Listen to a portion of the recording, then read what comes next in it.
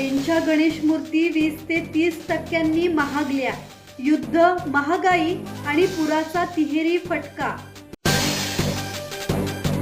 जगभरात गणेश मूर्तींचे माहेरघर म्हणून ओळख असलेल्या रायगड जिल्ह्यातील पेनमध्ये यंदा गणेश मूर्तींच्या किमतीत 20 ते 30% वाढ झाली आहे. आखाती देशांमधील युद्ध, कच्च्या मालाच्या वाढलेल्या किमती आणि जुलै महिन्यात आलेल्या महापुराचा थेट परिणाम मूर्ती व्यवसायावर झाला आहे. भोगावती आणि बाळगंगा नद्यांना आलेल्या पुराचे पाणी अनेक मूर्तिकारांच्या गोडाऊनमध्ये शिरल्याने तयार तसेच अर्धवट अवस्थेतील हजारो गणेश मूर्ती विरघळून वाहून गेल्या. या आपत्तीत मूर्तिकारांचे लाखो रुपयांचे नुकसान झाले आहे.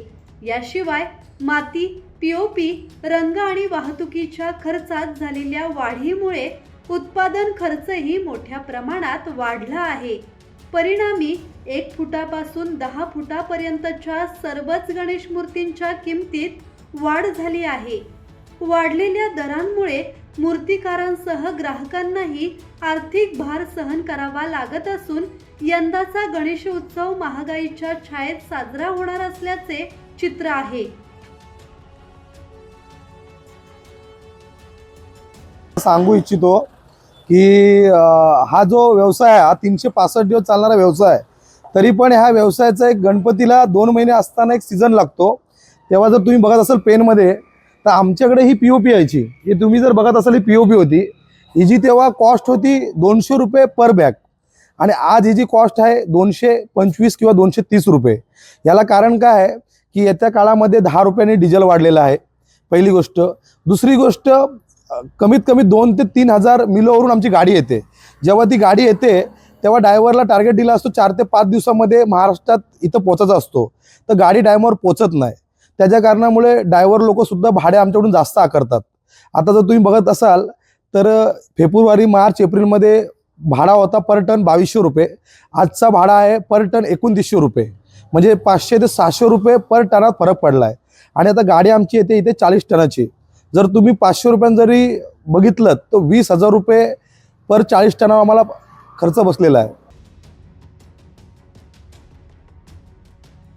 अमेरिका आणि इराणमध्ये जो युद्ध गेले 3-4 महिने चालू आहे आणि त्या युद्धाचा परिणाम अक्षरशः भारत देशावर नव्हे तर पूर्ण जगभर पडलेला आहे.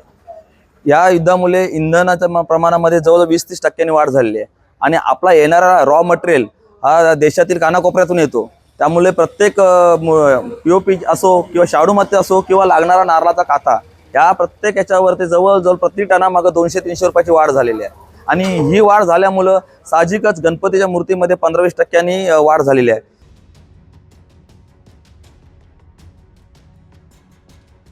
किरण बांधणकर, संवाद मराठी लाईव्ह, पेन.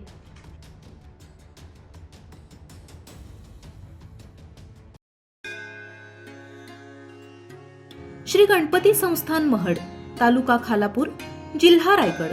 श्री वरदविनायकाच्या भक्तांसाठी भक्त निवासाची सोय, स्वच्छता आणि 24 तास गरम पाणी, सीसीटीव्हीची नजर.